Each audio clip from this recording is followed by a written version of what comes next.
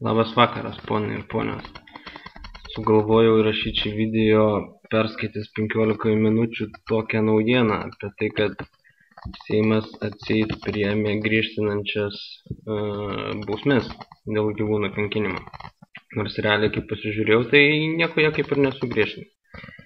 Bet kas labiausiai nustebino ir stebina mane iki šiol, kai Seimas, teisingiau Seimo nariai, nesupranta, kiek žmonių jie nuvilės tokiais savo, kaip čia pasakyti, neprotingais sprendimais, visiškai neprotingais.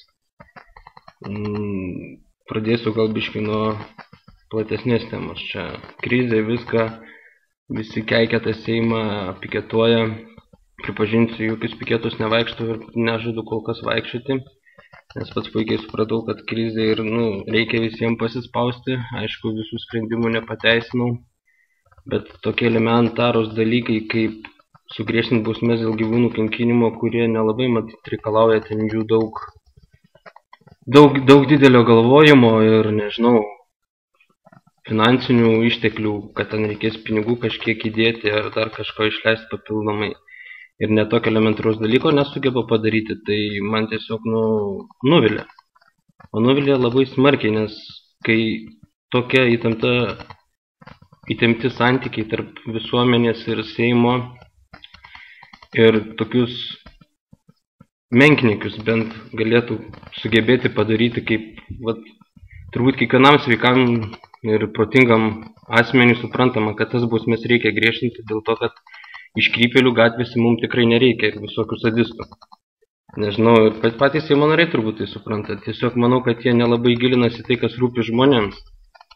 Toks pavyzdys, turbūt daugelis žino, nežinau, aišku, ar Seimo nariai tai žino, bet toks yra puslapis internetinis, Facebook vadinasi. Tai pavyzdžiui, vien tik jame yra sukurta grupė už šuniuko Rudžio pataisą vadinasi. Joje yra daugiau negu 11 tūkstančių narių jau. Tai jūs bent jau 11 tūkstančių, tai garantuotai nuvylėte. Tiesa, turiu priminti, kad čia tik tai Facebook, kuriuo naudojasi tikrai ne kiekvienas ir čia tik internetas. Tai jeigu ten ar apklausas ar dar kažką, tai aš net nemoku apsakyti, kiek čia žmonių nuvylėte. Tai reikėjo paprastą dalyką padaryti. Ir čia kaip skaitau komentarus, kaip buvęs ministras vidaus reikalų, teisininkas, nesupranta, kad pakeista formuluotė atleis kai kuriuos nuo baudžiamosios atsakomybės. Ir kai jam dar prieš tai pabaksnoja, ponas Šukys, jeigu neklystu, čia pasakė, kad taip formuluotė gali padėti susukti kai kuriems nenaudėliams nuo bausmės.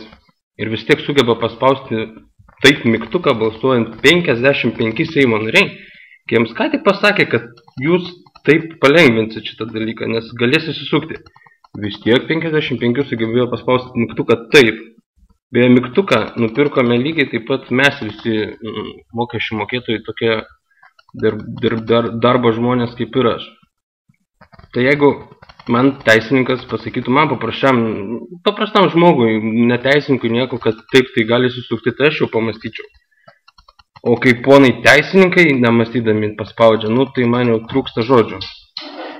Tai žiauriai nusivyliau ir tiesa, dar nesu taip niekad nusivylęs jumis, nes tokį paprastą dalyką galėjot padaryti ir piketavo pusius ir prie Seimo, ten su šuniukais skatytėms susirinkę žmonės, bandė pasakyti, tai jeigu jūs negirdite tokių paprastų dalykų, kaip mes jums sakome, nesakome, o prašome jūsų padaryti dėl mūsų visų, čia, elementaru, kam jūs ten tada kitaip sėdėte, aš nemoku, nenoriu būti piktas ar dar kažkoks ar grasinantis, bet kam jūs tada ten sėdite? Man jūs nereikalingi. Aš pasakau, taip atvirai, man jūs nereikalingi. Ir kol dabar verdiktas toks lengvas bus, apsisprendžiu taip savo viduje, kad kol nebus priimtos normalios bausmės, pavyzdžiui, už gyvūnų kankinimą, ar ten už pedofiliją, ta prasme, dabar apie gyvūnus šnekam gal.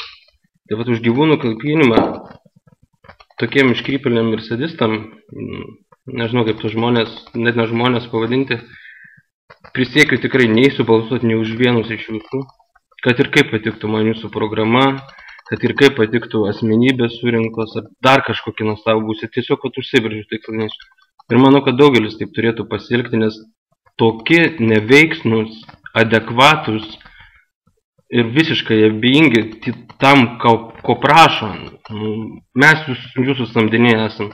Mes jūsų paprašėm padaryti tai dėl mūsų. Ir jeigu jūs to net nesugebat padaryti, man jūs tikrai nereikalingi. Geros dienos ir sėkmingų darbų. Ačiū.